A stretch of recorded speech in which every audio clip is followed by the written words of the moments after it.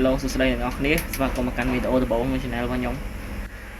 background យើងនិយាយញ៉ាយទៀតហើយដោយសារតែយើងអ្នកលក់ដូរហើយឆ្លៀតពេលទៅនៃចែកនៃពីបទពិសោធន៍ខ្លះៗនៅក្នុងការប្រើប្រាស់ជាមួយនឹងប្រព័ន្ធទូរស័ព្ទប្រចាំថ្ងៃក្នុង Channel មួយនេះអញ្ចឹងវីដេអូទី1នេះគឺខ្ញុំចង់និយាយអំពីដំណោះស្រាយសម្រាប់បងដែលមានបញ្ហាដោយសារឥឡូវនេះខាងក្រសួងគេបាន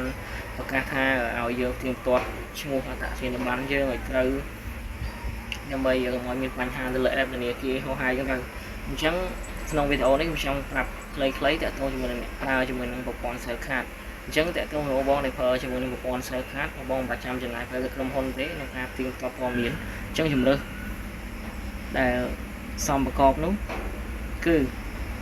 បងអាចធ្វើនៅផ្ទះបានតែខ្លួនឯងតែគ្រាន់តែធ្វើការ download ជាមួយនឹងកម្មវិធី Cell Card app កម្មវិធី Cell Card app អញ្ចឹងបើបងចង់រកវានោះគឺយើងអាច download ក្នុងបើសិនអ្នកប្រើ iPhone download Play App Store បើយើងប្រើជាមួយនឹង Android យើងចូលទៅខាង Play Store ទៅវាយពាក្យ Cell Card ទៅតែមកយើងធ្វើការចុច download ហើយនៅពេលដែលចុច download វាអត់យូរទេដោយសារ app វាមេតិចដែរទេអញ្ចឹងយើង download មកសម្រាប់ការប្រើប្រាស់គឺងាយស្រួលគ្រាន់តែយើងវាយលេខទូរស័ព្ទរបស់យើងបញ្ចូលទៅបន្ទាប់មកមកស្រីយើងធ្វើការបើក app ហើយយើងវាយលេខទូរស័ព្ទបញ្ចូលបន្ទាប់មកយើងយកលេខកូដដែលបានផ្ញើចូលសារទៅអបសារលេខទូរស័ព្ទយើងហ្នឹងគាត់នឹងយកទៅប៉ុណ្្នឹងមកយើងដាក់ចូលទៅបន្ទាប់មកយើងយកនៅពេលដែលយើងចូលទៅហើយអ្វីដែលយើងនឹងឃើញគឺទី1ឈ្មោះរបស់យើងនៅក្នុងតារាងខាងលើកន្លែង profile ហ្នឹងណាអញ្ចឹងបើសិនជាយើងមើលទៅវាខុសហើយ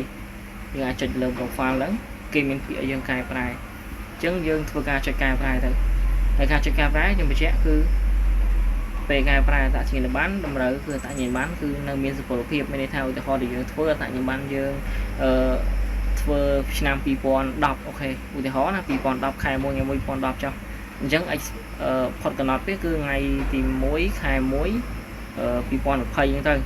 អញ្ចឹងដោយសារអត្តសញ្ញាណប័ណ្ណមួយវាកំណត់10ឆ្នាំអញ្ចឹងណាអញ្ចឹងតើតែអត្តសញ្ញាណប័ណ្ណយើងមានសុពលភាពការអាប់ដេតហ្នឹងណាបើសិនជាអត់មានសុពលភាពទេយើងត្រូវការទៅឃុំសង្កាត់អីធ្វើហ្នឹងទៅអញ្ចឹងកុំឲ្យយូរ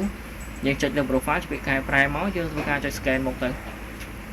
គេឲ្យយើង scan មុខរបស់យើងណាដើម្បីគោរពតាមគោលការណ៍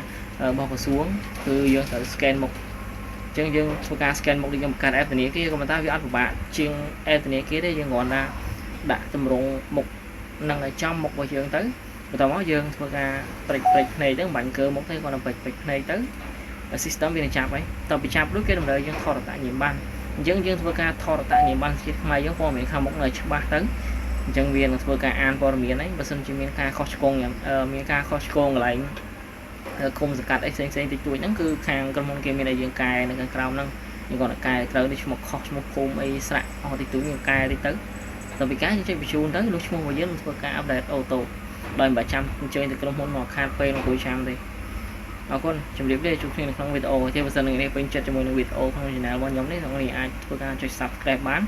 មានវីដេអូថ្មីខ្ញុំចាស់ជូនអ្នកនរគ្នាទៀតឬក៏បើសិនជាឆ្ងល់កន្លែងណាអាច comment នៅក្នុងវីដេអូនេះបានខ្ញុំនឹងធ្វើការ